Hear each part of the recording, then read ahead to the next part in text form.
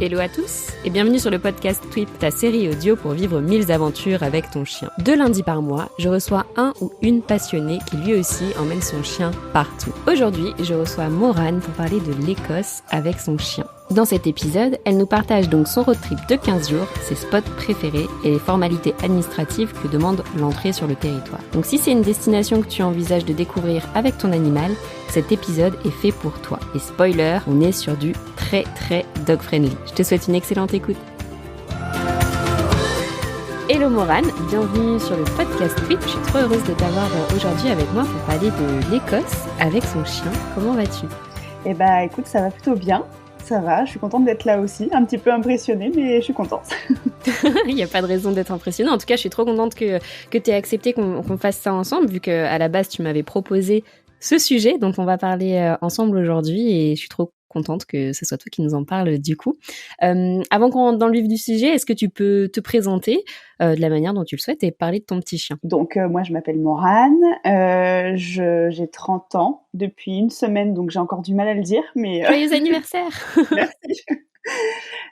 Donc là je vis dans le sud-ouest avec mon compagnon Baptiste, et on est en train de déménager pour retourner vivre plutôt du côté d'Angers. Ok. On a deux chats qui sont des chats qui ont 6 et 5 ans, qui s'appellent Lily, Bernadette, c'est un prénom composé, et Jess. J'adore. Et on a accueilli il y a un an Soa, donc notre chienne qui est croisée Border Collie et Labrador, on sait pas trop la deuxième race, mais on pense qu'elle est croisée Labrador. Qui a à peu près 3 ans et qu'on a été adopté dans un refuge en fait à côté de chez nous. Ok. Voilà, donc c'est une petite chienne adorable avec des yeux verrons, elle est magnifique. Tu connais un petit peu son histoire ? Eh bien, Soa, en fait, ce qui s'est passé, c'est qu'elle a été trouvée sur le bord de la route, à côté d'un parc d'attractions qu'il y a par ici. Et complètement errante, donc en train de courir dans tous les sens. Il y a quelqu'un qui s'est arrêté sur le bord de la route et tout de suite elle lui a couru dessus, elle a dansé de toutes ses forces, elle était trop contente que quelqu'un lui donne de l'attention.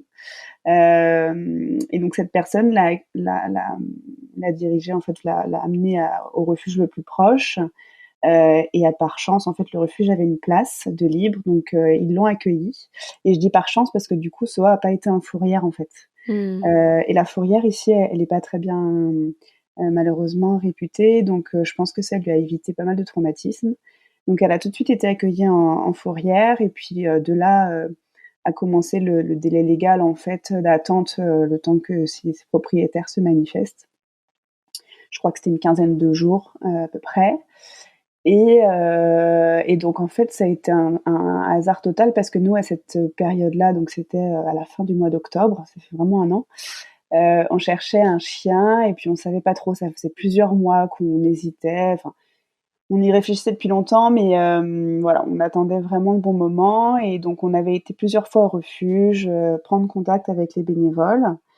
Et puis un jour, le refuge poste une photo d'un chien qu'ils avaient accueilli, et nous, on s'était dit que c'était un chien qui pouvait vraiment correspondre à notre mode de vie, donc on a été les voir, et en fait, ce chien venait d'être adopté. Donc on a refait un tour finalement dans le refuge, et on est tombé sur Soa, qui était dans son box, là derrière ses grilles, et moi j'ai eu un coup de cœur tout de suite en la voyant, quoi. Enfin vraiment un truc qui s'explique pas. Qu'elle nous a regardé là avec son œil bleu et son œil moitié bleu, moitié marron.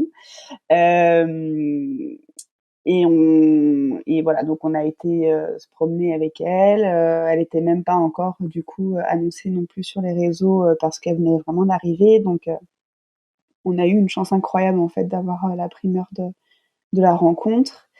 Et puis voilà, enfin le coup de cœur a été vraiment et pour moi et pour mon compagnon dès les premières minutes. Voilà, on a pris quelques temps pour réfléchir et on a rapidement décidé de l'adopter. Et puis après, voilà, il fallait attendre 15 jours encore pour qu'elle soit stérilisée et tout ça avec le refuge. Donc voilà, elle est arrivée chez nous mi-novembre 2022. Bientôt tout pile 1 an. Et du coup, elle était pas pucée pour qu'il puisse retrouver sa famille ou quoi ? Non, rien du tout. Non, pas pucée du tout, pas tatouée, et c'est une chienne en fait qui passe pas inaperçue parce que du coup elle a vraiment des marques très. Déjà ses yeux sont pas du tout communs, donc en fait quand on perd un chien comme ça, on le reconnaît très vite. Il y avait une annonce qui avait été mise sur Pet Alert, et personne ne s'était manifesté.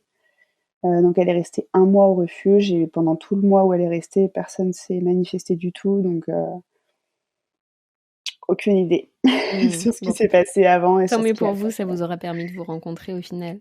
Qu'est-ce qui a fait exactement. que vous avez choisi de passer par des refuges? Enfin, c'était l'idée première, c'était sûr que c'était pas un refuge? En fait, nous, on voulait vraiment adopter un chien qui soit adulte, déjà. C'était D'accord. important pour nous Il y avait une raison parce particulière? que, en fait, mais il y avait plein de raisons particulières. C'est-à-dire que moi, l'éducation d'un chiot, ça me faisait peur. J'avais peur de pas en être capable, en fait.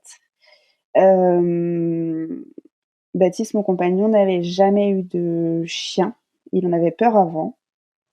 Donc il y a eu tout plein d'années de réflexion, en fait, pour qu'il puisse lui, un peu mûrir le projet et en fait devenir aussi son projet à lui. Et du coup, il se sentait beaucoup plus à l'aise avec un chien adulte avec lequel il avait déjà un feeling, voilà, qui se construisait facilement, plutôt qu'avec un Mmh. chiot. On avait peur aussi que le chiot nous détruise toute la maison. Donc il y avait ça. Hem et puis, bah, le refuge, en fait, c'était vraiment du bon sens, quoi. C'est-à-dire que nos chats, on les avait eus chatons, bon, voilà. Et après, je m'étais dit: «Bah, mince, on aurait pu quand même prendre un chat de refuge» et bon, ça s'est fait comme ça.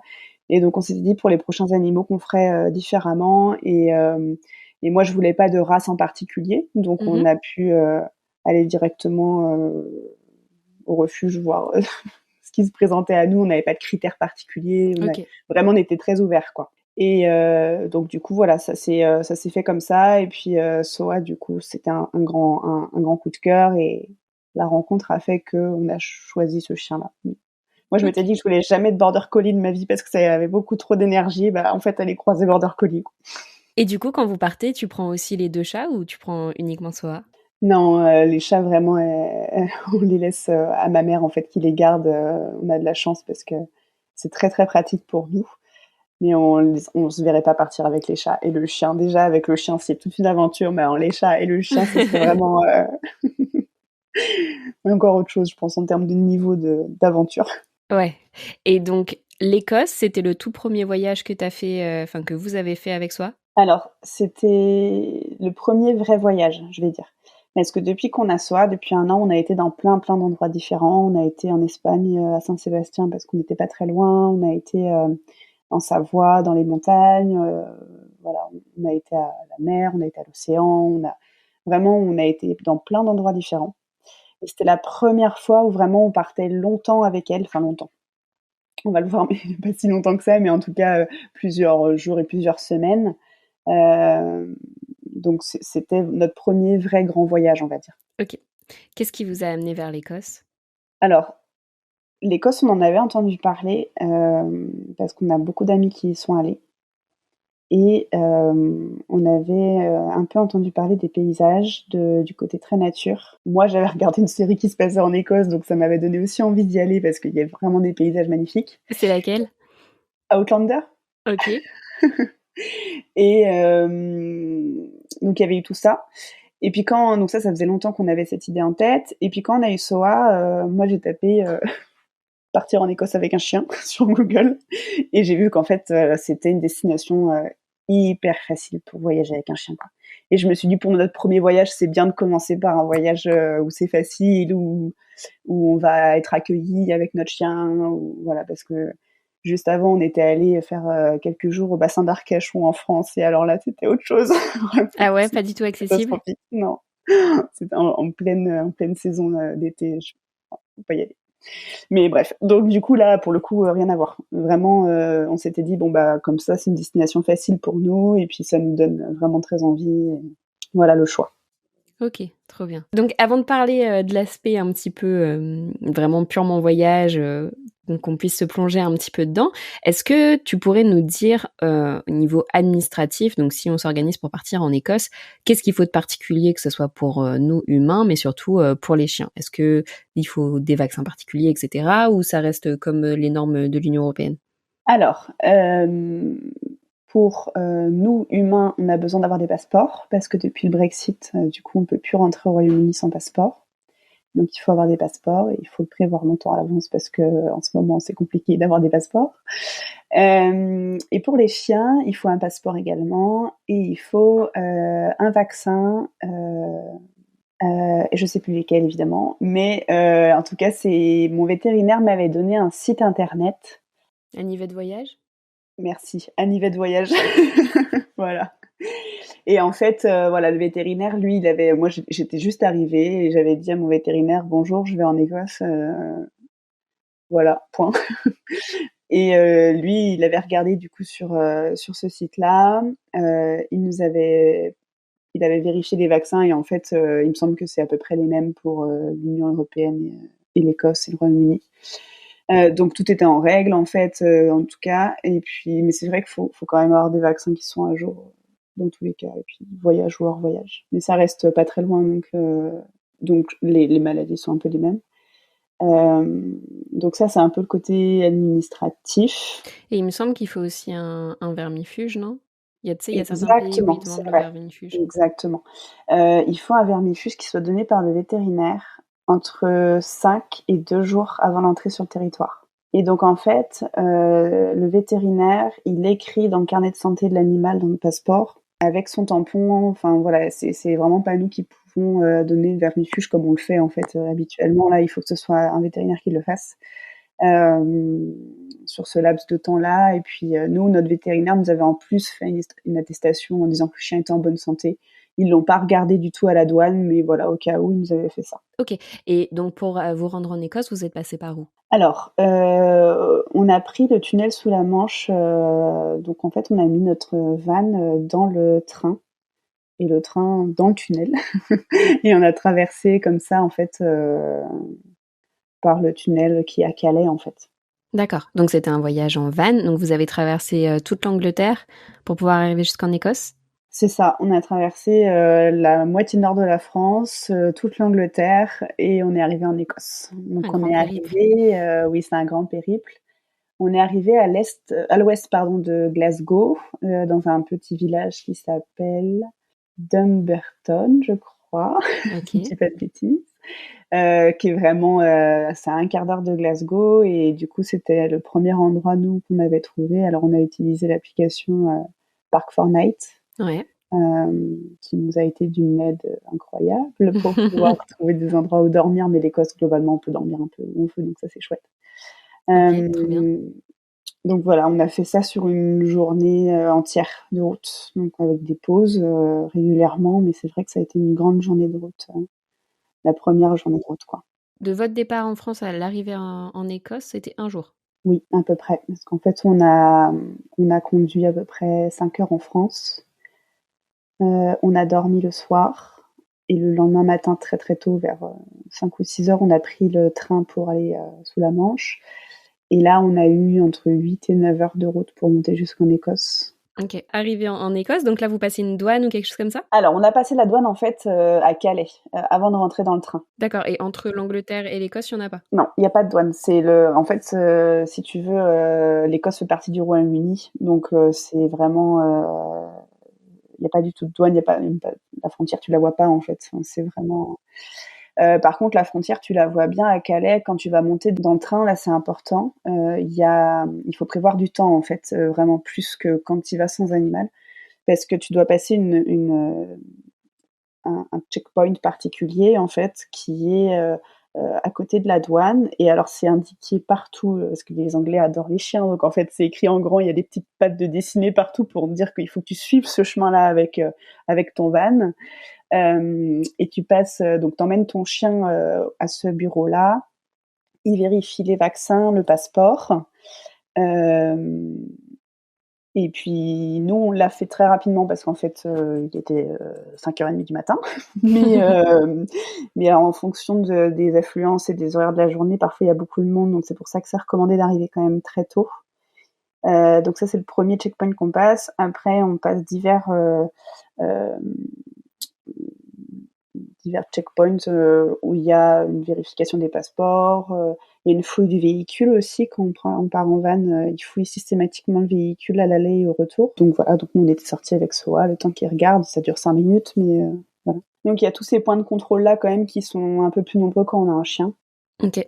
Vous arrivez en Écosse, vous aviez prévu un petit road trip, une petite roadmap un petit peu pour savoir ce que vous alliez faire, ou vous y alliez vraiment en vous disant bon bah on va tester, on verra où le vent nous porte.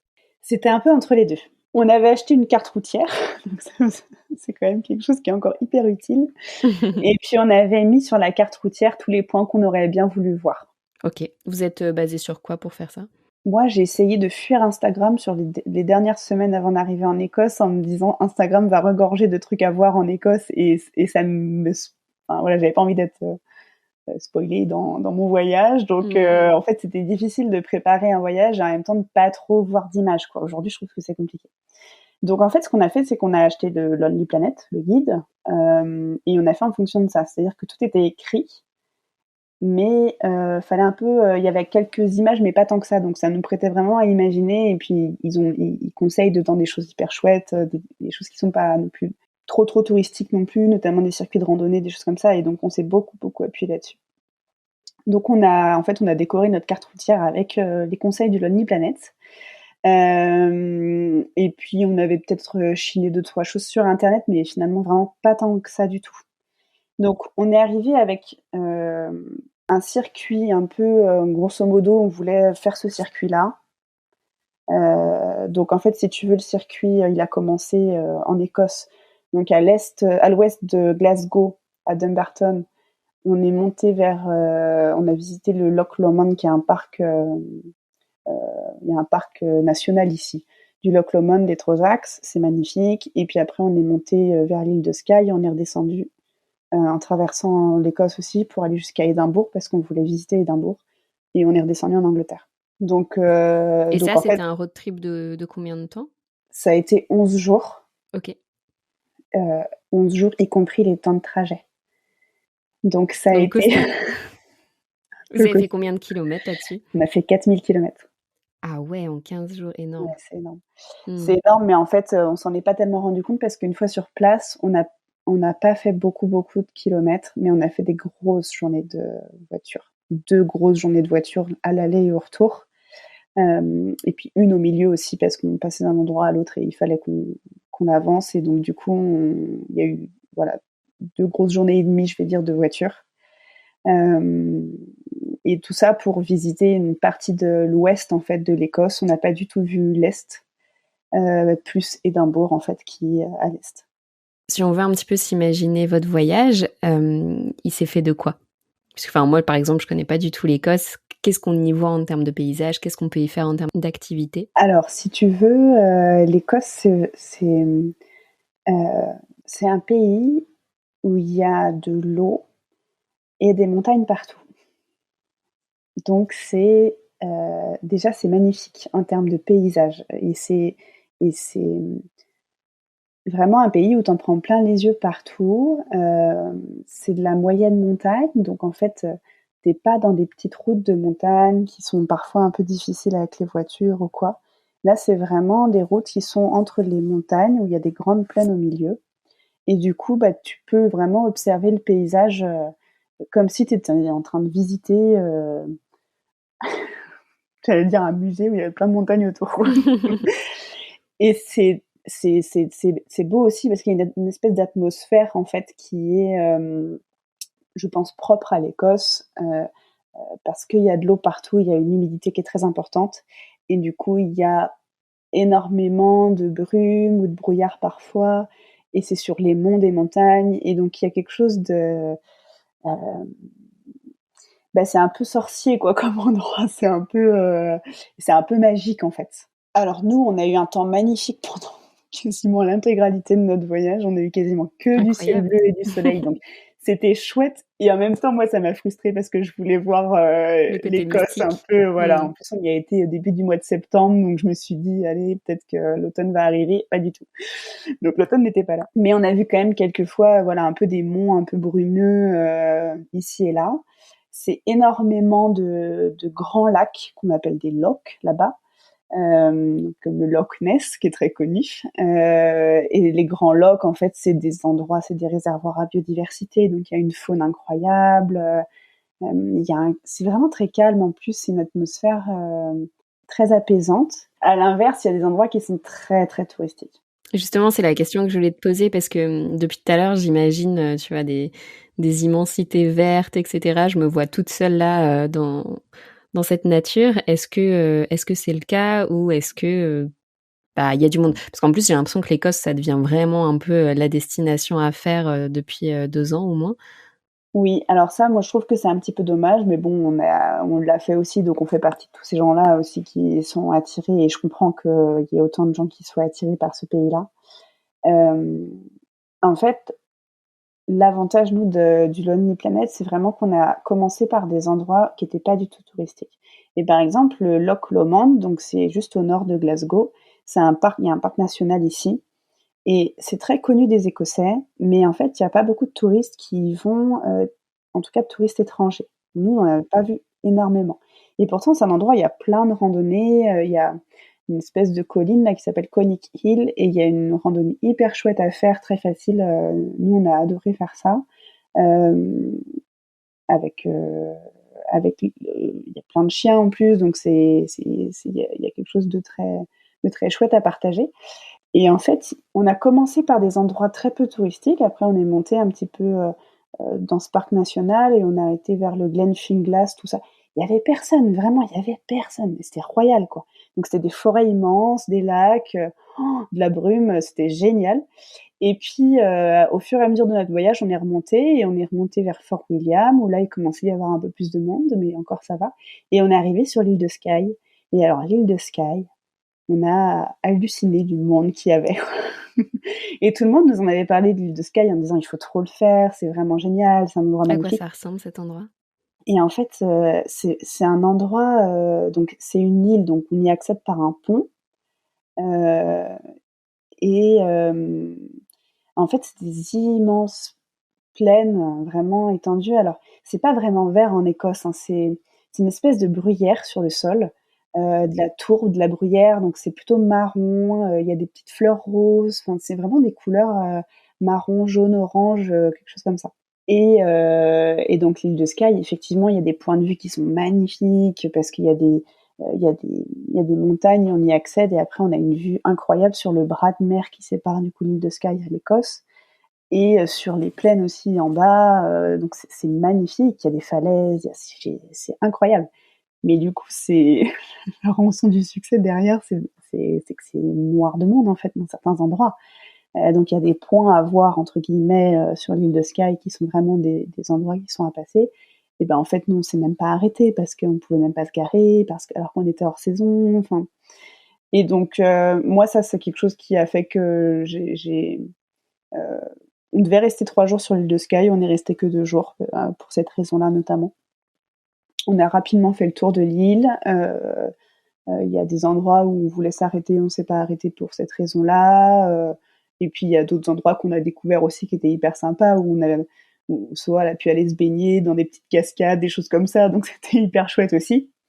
Euh, mais voilà le contre-coup un peu. Et en fait c'est ce qui se passe par rapport au tourisme, c'est qu'il y a on l'aura découvert donc à la fin de notre voyage en arrivant à Édimbourg. Édimbourg est une capitale extrêmement touristique, mais du tourisme du monde entier. Donc il y a beaucoup d'Américains, il y a beaucoup de, euh, il y a, vraiment ça vient de partout. Et en fait, il y a des espèces de circuits qui partent d'Édimbourg et qui vont jusqu'à l'île de Skye sur une journée en fait en bus. Et donc il y a plein de personnes qui arrivent d'Édimbourg, qui vont à l'île de Skye et puis ils repartent. Et donc c'est ce qui fait en fait qu'il y a beaucoup de touristes aussi. Donc voilà, ça c'était un petit peu le côté un peu moins sympa, moi j'ai trouvé, parce que c'était pas trop pour ça qu'on allait en Écosse. Mais en fait, l'avantage de l'Écosse, c'est que même si on va pas dans les endroits touristiques, ça reste quand même magnifique, quoi. Enfin, c'est vraiment un endroit qui est super beau, quoi. Et pour le coup, qui est très accueillant avec les chiens, donc c'est ça qui est intéressant. Oui, parce que tu parlais un peu plus tôt des réserves naturelles. Elles sont toutes accessibles aux chiens? Faut qu'ils soient attachés? Comment ça se passe? Alors en fait, en Écosse, il y a une loi, vraiment, ils ont institué ça dans toutes leurs lois, c'est que tous les citoyens, toutes les personnes qui passent dans la nature ont le droit d'aller où elles veulent. Donc ça veut dire qu'elles peuvent traverser un champ où il y a des vaches, ça veut dire qu'elles peuvent traverser, une exploitation, il y a des moutons, enfin, en fait, à partir du moment où c'est de la nature, ça appartient à tout le monde. Donc ça, c'est le principe de base.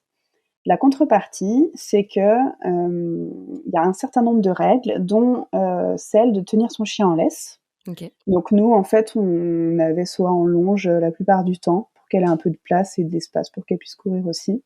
Enfin, il y a pas de comment ça s'appelle, tu sais, pour fermer les champs là, en France, en fait, des espèces de barrières, il y a pas ça. C'est vraiment que des barrières qui peuvent s'ouvrir facilement, en fait, qui sont faites de sorte que les animaux peuvent pas passer. Par exemple, si c'est un champ où il y a des vaches, et ben les vaches peuvent pas sortir, mais les humains, par contre, peuvent passer. Et c'est ce qui fait que, du coup, la nature, elle est accessible à tout le monde. OK, trop bien. Donc voilà. Après, il y a plein d'endroits où on peut lâcher son chien parce qu'en fait, il y a plein de chemins de balade ou de randonnée où c'est possible de lâcher son chien. Après, à voir aussi en fonction de chaque chien, parce qu'il y a aussi beaucoup de chiens partout, de gens qui vont se balader aussi avec leurs chiens, donc il faut que les chiens soient un minimum un peu sociables, en tout cas. Nous, on a un chien qui est un peu réactif, donc ça n'a pas toujours D'accord. été évident. OK. Mais, mais voilà, c'est très ouvert et très libre pour se promener absolument partout, quoi. Et ça, c'est chouette. Génial. Et est-ce que, il y a des endroits justement que tu as fait avec, SOA que tu as particulièrement aimé? Tu as un petit top 5 par exemple de lieux à voir ou de choses à faire? Oui, alors moi, ce que j'ai trouvé vraiment, enfin, ce qui a été, d très dépaysant pour moi, c'est que, donc vu qu'on vivait en camion, en fait, on l'avait toujours SOA avec nous. C'est-à-dire qu'on la laissait jamais seule dans le camion. Heu Et donc ça veut dire qu'à chaque fois qu'on allait quelque part, on l'emmenait avec nous. Donc quand on allait acheter des souvenirs dans un magasin ou visiter juste un magasin ou des choses comme ça, et ben, en fait, elle était avec nous parce qu'elle pouvait être tout le temps avec nous. Et tous Génial. les magasins, quasiment, alors sauf les magasins alimentaires où là, c'est interdit, mais tous les autres magasins, quasiment, ils ont, un petit autocollant sur la vitrine où il y a écrit, «Dogs friendly», et alors ce qui est rigolo, c'est que tous les tous les vendeurs de magasins, il y a aucun problème, on leur pose la question, vraiment, il y a aucun problème, venez avec votre chien. Et puis ils ont tous derrière leur petit bureau là, des friandises en fait. Et donc Soa, OK. elle a mangé des friandises pendant 15 jours, quoi. Les meilleures vacances. Exactement, à tel point qu'en fait, quand elle rentrait dans les magasins, elle allait directement derrière, enfin au bureau pour voir s'il y avait pas quelque chose à manger en fait à la fin. Donc elle a très vite compris le truc. OK. Et puis voilà, donc vraiment, et ça, j'ai trouvé ça vraiment génial en fait, qu'on puisse aller partout sans se préoccuper de est-ce qu'on peut venir ou quoi.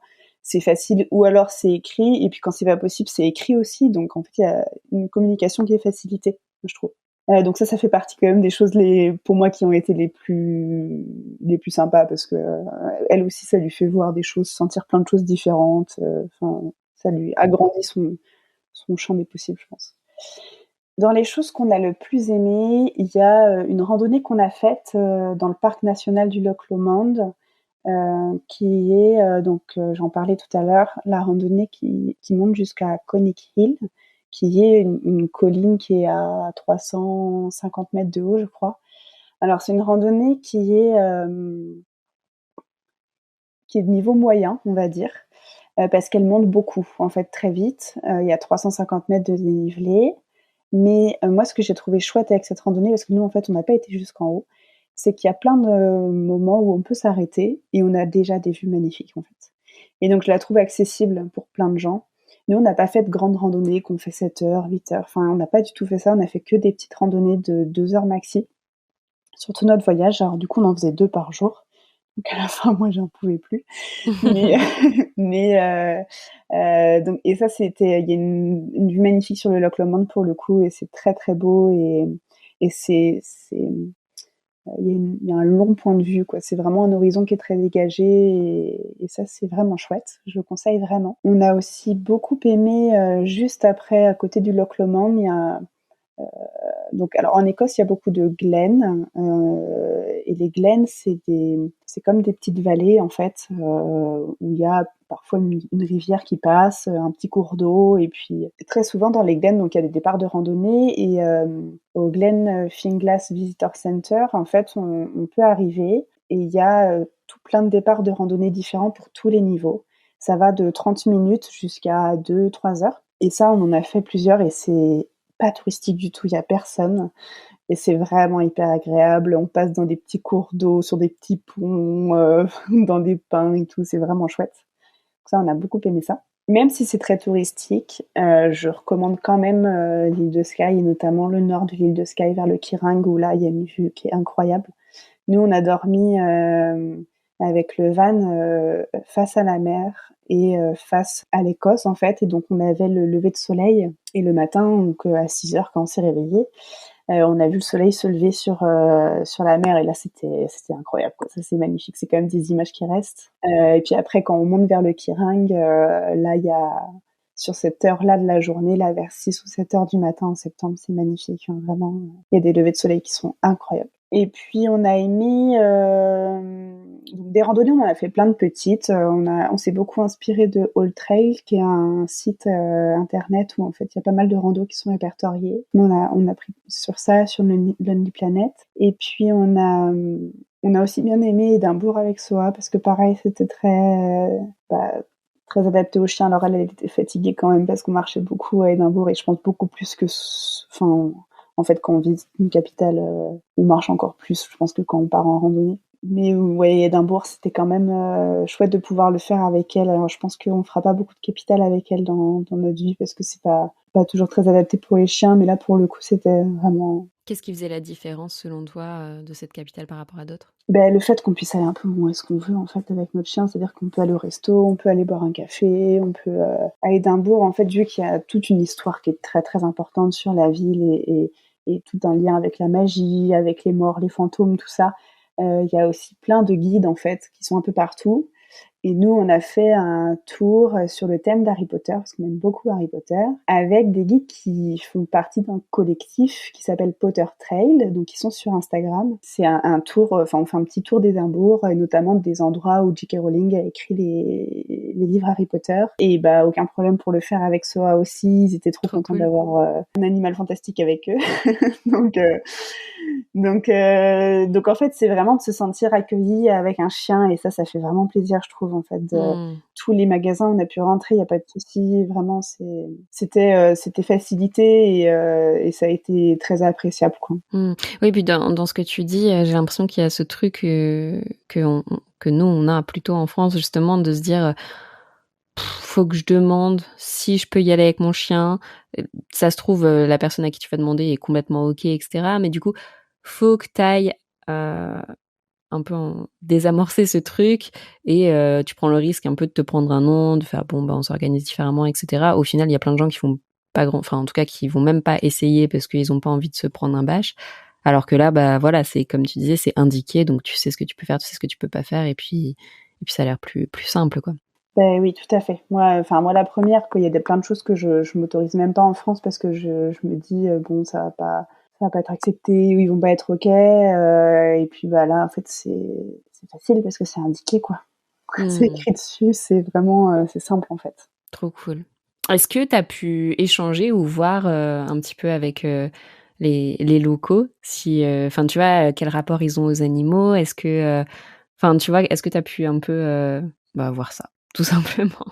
Oui, un petit peu, mais pas énormément pour la simple et bonne raison que, on comprend l'anglais, mais alors l'anglais d'Écosse, c'est Ils ont un fort accent. incompréhensible.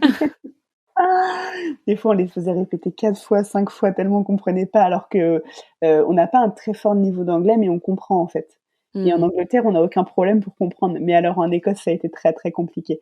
Mais en fait, par contre, avec Soa, du fait qu'ils adorent les chiens et qu'en plus elle a un physique un peu atypique, on était tout le temps arrêtés par des gens qui voulaient bah voilà, qui nous interpellait, qui nous demandait. On nous a demandé, je sais pas combien de fois, si elle était aveugle, parce qu'effectivement, vu qu'elle a un œil très clair, et ben ça interpelle en fait, donc ça attire un peu la curiosité. Mais non, elle voit très très bien.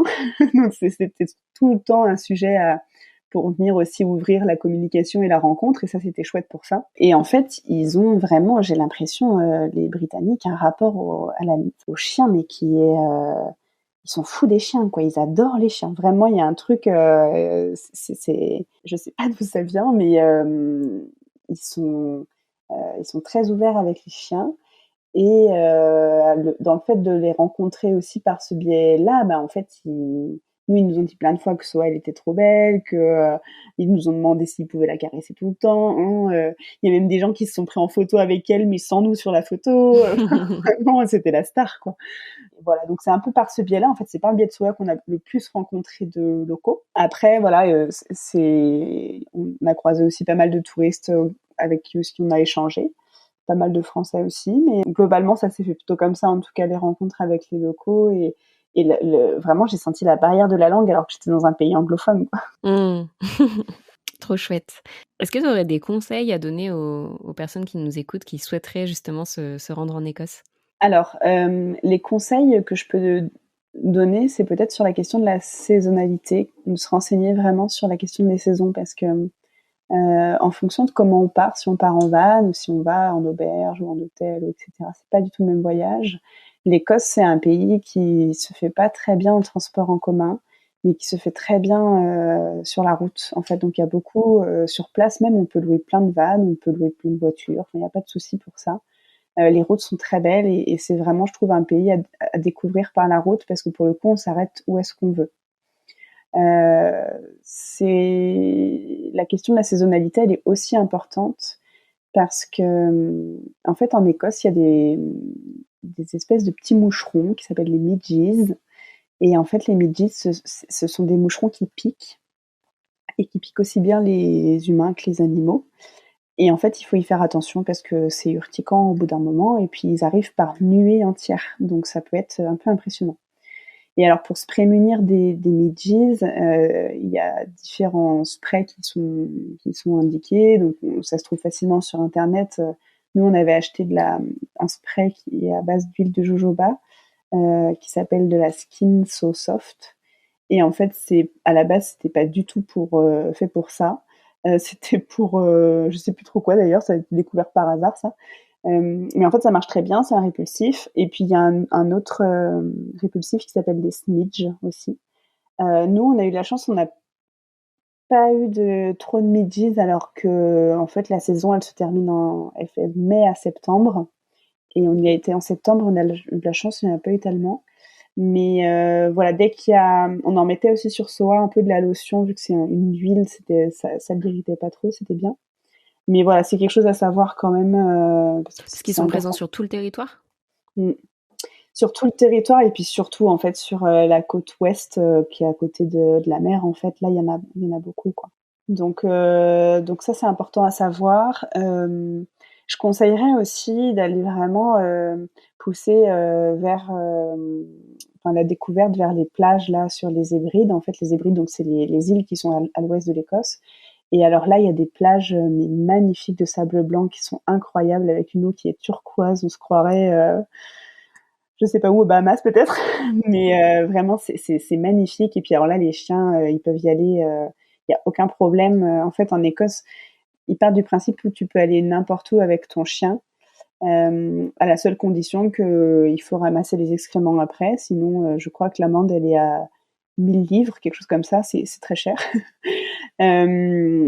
Et qu'il faut faire attention globalement, en fait, mais c'est que du bon sens, et tout le monde respecte ça, donc c'est très très propre. Et les plages, elles sont incroyables aussi. Donc ça, c'est aussi ce que je conseille, d'aller y faire un tour, parce qu'en fait, on n'y pense pas forcément, et puis c'est très très beau. Trop cool. En tout cas, on s'imagine bien. Enfin, je trouve que tu décris super bien les paysages, etc. Enfin, ça se dessine au fur et à mesure que tu racontes. Enfin, dans mon imagination, en tout cas. Je pense que j'ai fait le tour de mes questions. Est-ce qu'il y aurait des choses dont on n'aurait pas parlé que tu aurais aimé ajouter ou partager ? Non, comme ça me vient pas. Je trouve qu'on a fait le tour un petit peu de ce voyage-là. Vraiment, c'est vrai que ça reste une destination qui est assez touristique aujourd'hui, qui est très connue. Mais je pense qu'elle a aussi plein d'endroits qui sont encore très préservés et où la nature est très présente. Et pour ça, je trouve que ça vaut le coup, en tout cas, d'aller y faire un tour. Euh, Tout en ayant en tête les endroits qui sont très touristiques. Mais je trouve qu'il y a vraiment un accès à la nature qui est très simplifié. Euh, et pareil pour la question de dormir en van, c'est aussi encore possible de le faire à peu près partout. Il y a des endroits où c'est pas possible, mais il y a plein d'endroits où c'est possible. Et tout est, à partir du moment où on est respectueux, en fait, ça se passe très très bien et c'est vraiment un pays agréable. Moi, je trouve quand on a un chien, c'est facile, quoi. C'est un peu ce que j'aimerais dire. Je crois que c'est facile de voyager en Écosse avec un chien. Trop bien, parfait pour le mot de la fin. Alors, je sais pas du coup pour ton cas, parce qu'il me semble que tu es en compte privé en plus sur Insta, mais est-ce qu'il y a moyen de te contacter quelque part si les personnes qui ont écouté cet épisode ont des questions? Oui, alors on peut m'envoyer un message quand même si je suis en compte privé, il me semble. Mon c'est Bob, B-O-B, Meran, M-E-R-A-N-E, je crois. Voilà. Donc je peux répondre aux questions par message, ça n'y a pas de souci. Ok, trop bien. Bah écoute, merci beaucoup Morane pour ton partage qui donne vraiment envie d'aller voir l'Irlande. Et puis je te dis à très bientôt. C'est l'Écosse, Alicia. Punaise! Ah, mais je te jure, je crois que je fais ça à chaque fois que c'est des sujets comme ça. D'aller voir l'Écosse. Merci beaucoup Morane. On ira en Irlande la prochaine fois, je pense. C'est ça. Ben, merci à toi. Écoute, c'était un vrai plaisir d'échanger avec toi.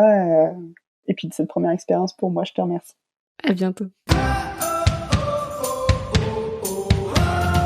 Merci beaucoup d'avoir écouté cet épisode jusqu'au bout, ça me fait très plaisir. J'espère qu'il t'a plu, et si c'est le cas, n'hésite pas à laisser une note 5 étoiles sur la plateforme de ton choix. Si tu découvres Twip en même temps que cet épisode, Twip, T-W-I-P, est une application dog-friendly qui te permet de découvrir plein de spots accessibles aux chiens en France et ailleurs.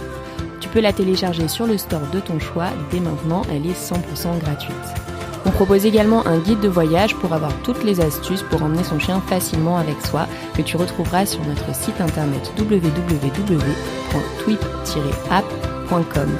En attendant, nous on se retrouve sur l'Instagram de Twip pour faire connaissance et je vous dis à très bientôt.